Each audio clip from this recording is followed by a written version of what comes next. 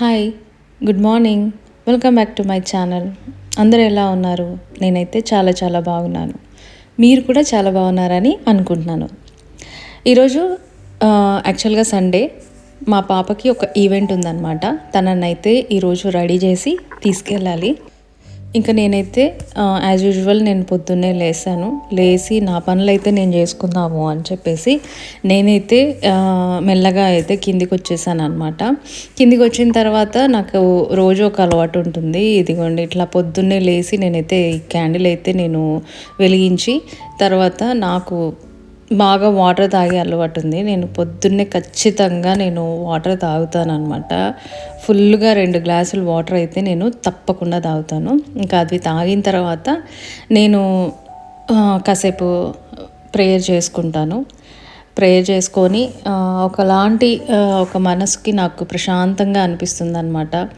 ఎందుకంటే నేను యూజువల్గానే నైటే నేను చాలా వరకు పనులన్నీ కంప్లీట్ చేసుకుంటాను. గిన్నెలు కడగడం కానీ, ఇల్లు క్లీన్ చేసుకోవడం కానీ నైటే నేను కంప్లీట్ చేసుకుంటాను. నేను మార్నింగ్ కిందికి దిగొచ్చేసరికంతా కూడా ఇల్లంతా చాలా నీట్గా, చాలా ఫ్రెష్గా అనిపిస్తుంది. ఆ ఫ్రెష్ వాతావరణంలో నేను ప్రేయర్ చేసుకున్నప్పుడు నాకు ఎట్లా ఉంటుందంటే నిజంగానే నేను డైరెక్ట్గా దేవునితో కమ్యూనికేట్ చేస్తున్న ఫీలింగ్ అయితే నాకు వస్తుందన్నమాట. ఇంకా ప్రేయర్ చేసుకున్న తర్వాత ఇదిగోండి నేనైతే బయట చూస్తున్నాను. బయట చాలా చల్లగా ఉంది. అసలు ఆస్ట్రేలియాలో ఇప్పుడు వింటర్ నడుస్తుంది. యాక్చువల్గా ఇండియాలో అయితే బాగా ఎండాకాలం కదా, ఇప్పుడైతే వింటర్ నడుస్తుంది ఇక్కడ. అసలు ఎంత చల్లగా ఉందంటే వెదరు చాలా చల్లగా ఉంటుంది. లాస్ట్ ఇయర్ కన్నా కూడా ఈ ఇయర్ చాలా చల్లగా ఉందన్నమాట. మంచుతో పాటు ఇదిగోండి ఇట్లా వర్షం కూడా కురుస్తుంది. నేను లాస్ట్ వీడియోలో చెప్పాను కదా, అవి ఫ్లడ్స్ అయితే వచ్చాయి అని చెప్పి.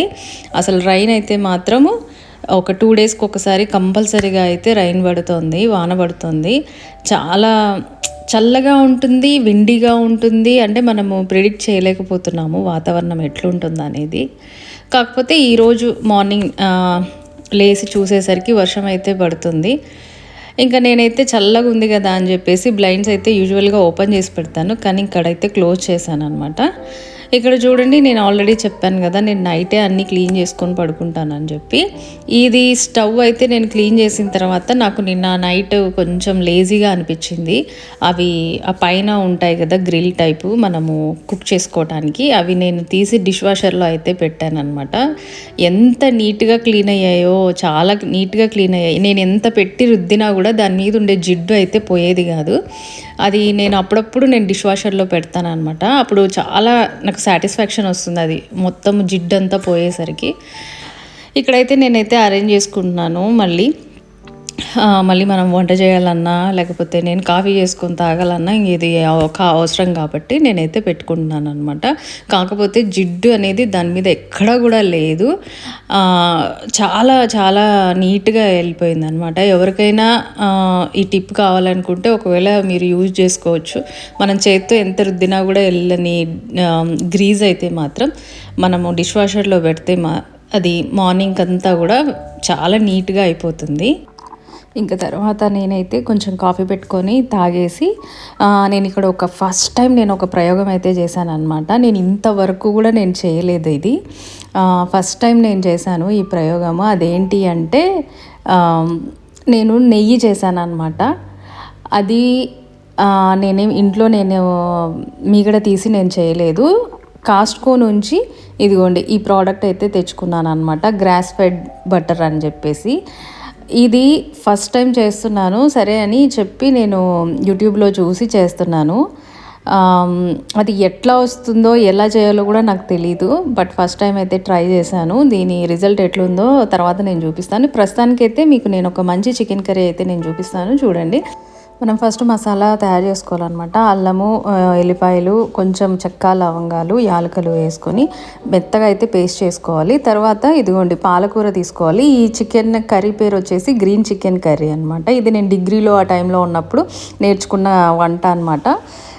ఇందులో మనం పాలకూర, పుదీనా, కొత్తిమీర కొంచెం కొంచెంగా వేసి కొంచెం నిమ్మకాయ పిండేసి దాన్ని మెత్తగా అయితే మిక్సీ చేసుకోవాలి.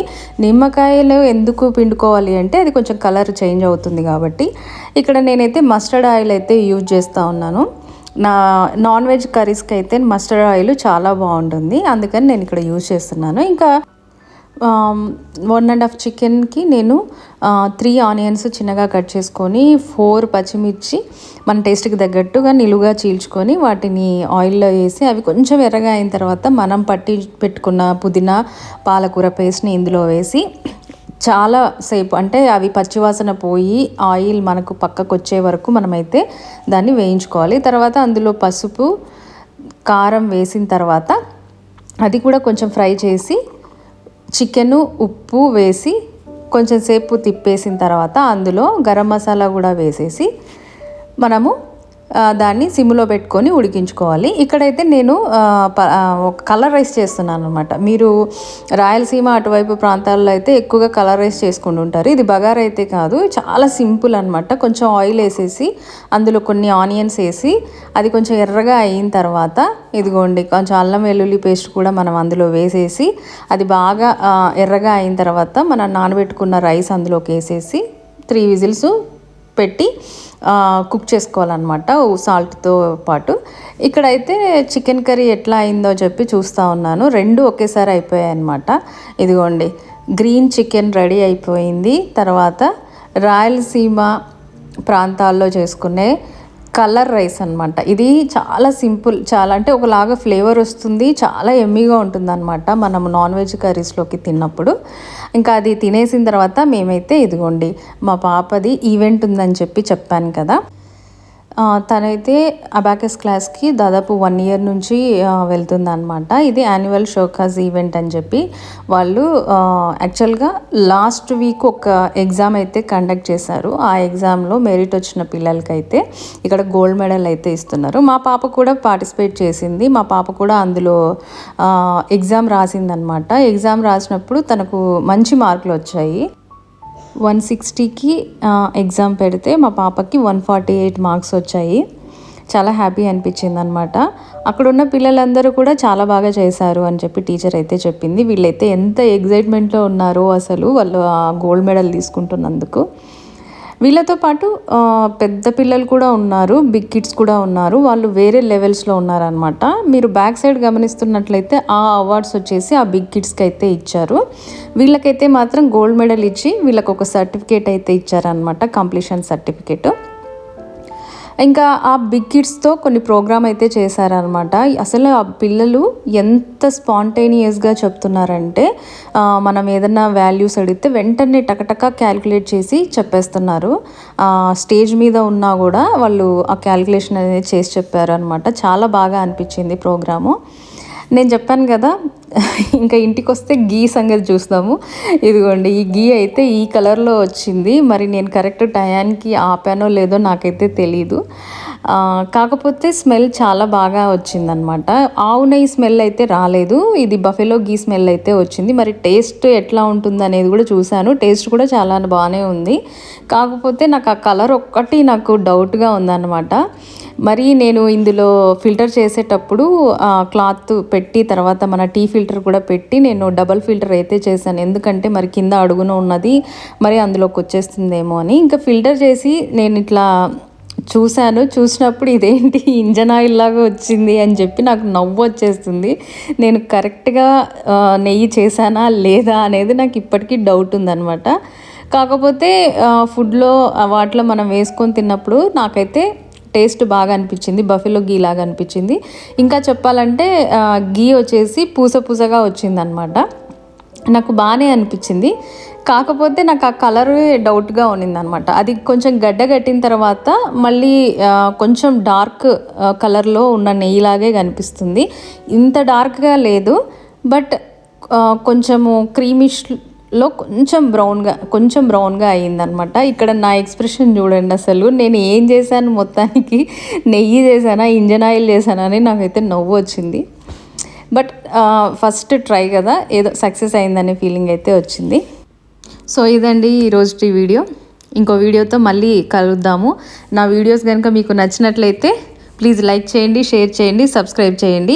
చికెన్ కర్రీ అయితే తప్పకుండా ట్రై చేయండి, కానీ నెయ్యి మాత్రం ట్రై చేయొద్దండి, ఎందుకంటే నాకే డౌట్గా ఉంది అది.